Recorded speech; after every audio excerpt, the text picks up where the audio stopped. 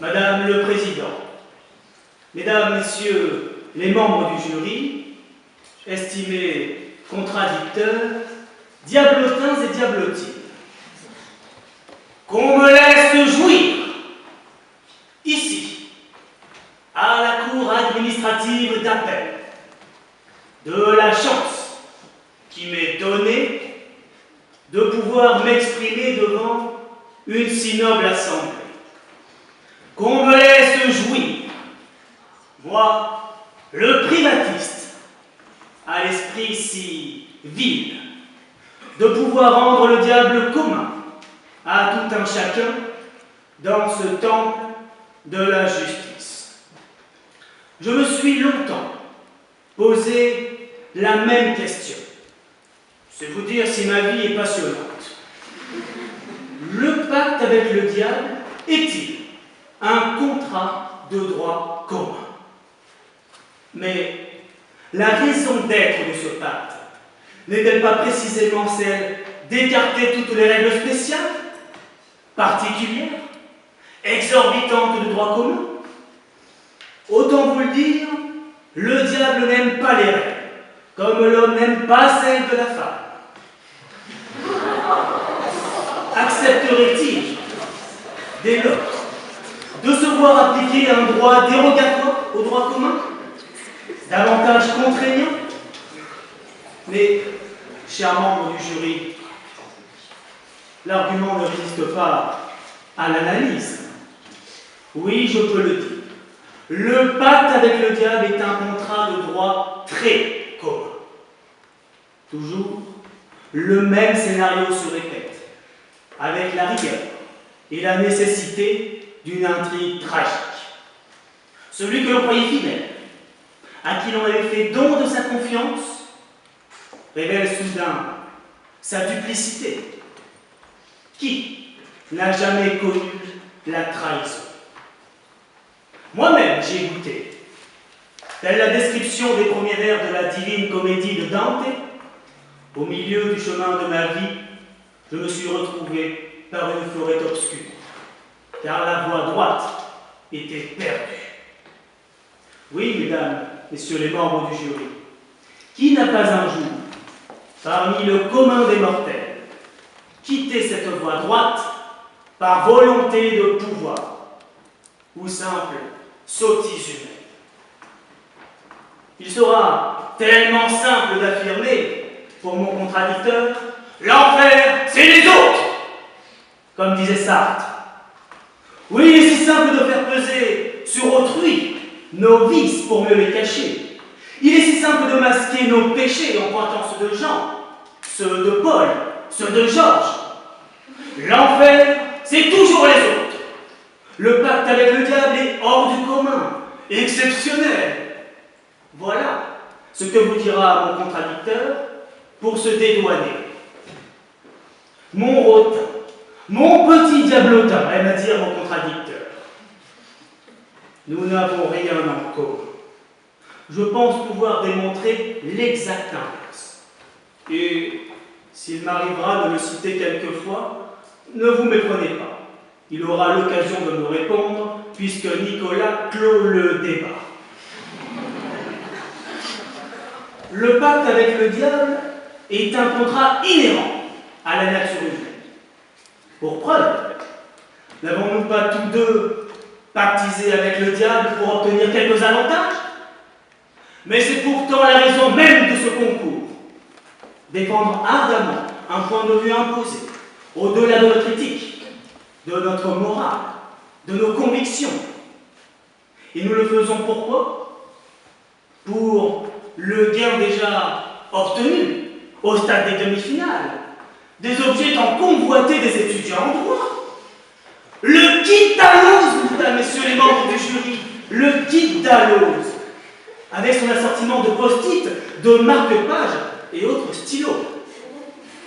Je ne sais pas si vous vous rendez compte, mesdames, messieurs les membres du jury, mais le kit Dalloz est pour l'étudiant en droit ce que le Graal est pour Camelot, ce que le précieux est pour Gouloum, ce que Carlita est pour Nicolas.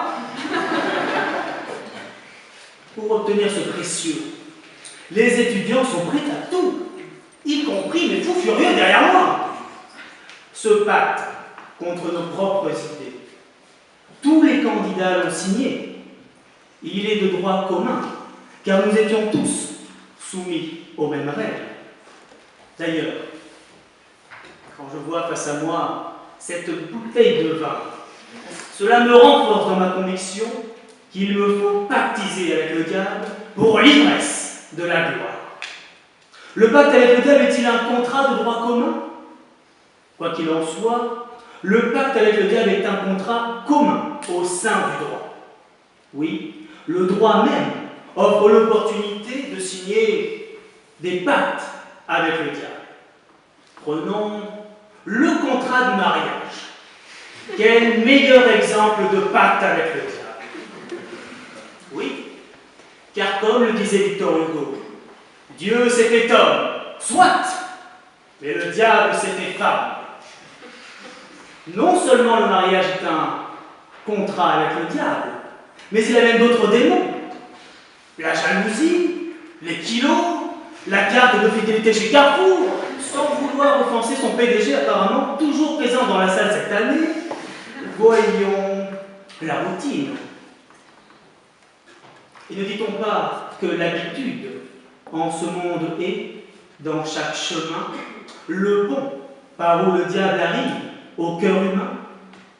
Et comme un malheur n'arrive jamais seul, le mariage débouche inévitablement sur le démon de l'infidélité. Comme le disait Coluche, certains hommes aiment tellement leur femme que, pour ne pas l'user, ils se servent de celle des autres. Encore plus tordu, la cérémonie du mariage se finit toujours par un baiser. Oui, par un baiser. Le même geste par lequel le traître Judas livra Jésus, le Fils de l'homme, au grand prêtre de Jérusalem. Le mariage ne peut donc finir que par la traîtrise. Dieu, en créant la femme, nous a condamnés au péché. D'ailleurs, si c'est si bien d'avoir une femme, pourquoi le bon Dieu vit-il tout seul? Nous préférons pactiser avec le diable de la jouissance plutôt que de conserver la stabilité issue de la raison. Mais l'homme n'est pas toujours raison et succombe toujours à la tentation. Le pacte avec le diable est un contrat commun au droit. J'oserais même aller plus loin. Dieu lui-même nous invite à pactiser avec le diable par ses injonctions. Pourquoi donc ne pas lui obéir? Quand Dieu dit « tu feras la charité », le diable répond « donne-moi ton âme ». Quand Dieu dit « tu aimeras ton prochain », le diable répond « vive les parties fines ». Le pacte avec le diable n'est qu'une application par le droit commun des injonctions de Dieu. Dernier point. Si le pacte avec le diable est un contrat commun au droit, il est surtout un contrat commun à tous les hommes. Le grand Blaise Pascal, le scientifique, le chrétien, ne s'y trompait guère en affirmant que le cœur de l'homme est creux et plein d'ordures. Nos plus grands artistes n'ont-ils pas vendu leur âme au diable de la drogue contre un peu d'aspiration? Cocteau et l'opium, Baudelaire et le hashish, Modigliani et l'absinthe. Et dire que certaines éminences oseraient même toucher au droit public. Diable! Ce n'est pas à vous que cela arrive, Madame le Président. Oui, ce pacte avec le diable touche aussi les bonnes âmes. Et pour faire le bien, ne doit-on pas passer par les sentiers du mal? Le parent raisonnable pactiserait avec le diable pour sauver son enfant. Le candidat raisonnable, Madame le Président, pactiserait sans hésitation avec le diable pour vous. Oui, Madame le Président, même moi, le fidèle parmi les traîtres, le privatiste, le travailliste, surnommé dans le métier le briseur des grèves, je suis prêt à pactiser avec le diable et me convertir au droit public, si de cette conversion dépendait votre vie. Oh. Et puis, au diable les flagorneries, au diable les flatteries et les courtisans. Mais, devant un tel discours, devant la banalisation du pacte avec le diable que je vous présente, vous êtes en droit de vous demander quel vainqueur du concours de Lysias je compterais être. Je vous dirai que, moi, vainqueur du concours de Lysias, je ne serai pas le chef des âmes fidèles et morales, mais je rassemblerai, y compris jusqu'aux traîtres les plus vils. Moi, vainqueur du concours de Lysias, je ne traiterai pas mon adversaire de Mère Teresa du droit. Non, je lui pardonnerai son pacte avec le diable du conformisme. Moi, vainqueur du concours de Lysias, les citoyens pourront cumuler 2 pactes avec le diable, parce que je considère qu'ils pourraient se consacrer pleinement à leurs multiples traîtrises. Je serai donc un vainqueur commun, normal, semblable aux hommes décrits par George Sand. Faux, ambitieux, vaniteux, égoïste. De toute façon, ajoutait-elle, le meilleur des hommes ne vaut pas le diable. C'est bien triste. Le pacte avec le diable est donc bien un contrat de droit commun. Et je vous encourage, tous, à pactiser, car avec lui on peut s'arranger, puisqu'ici tout est négociable.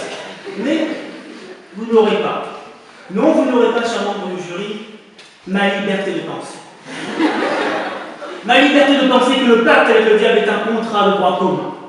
Ma liberté de penser que la culpabilité est un énorme sac de briques. Tout ce que vous avez à faire, c'est le poser.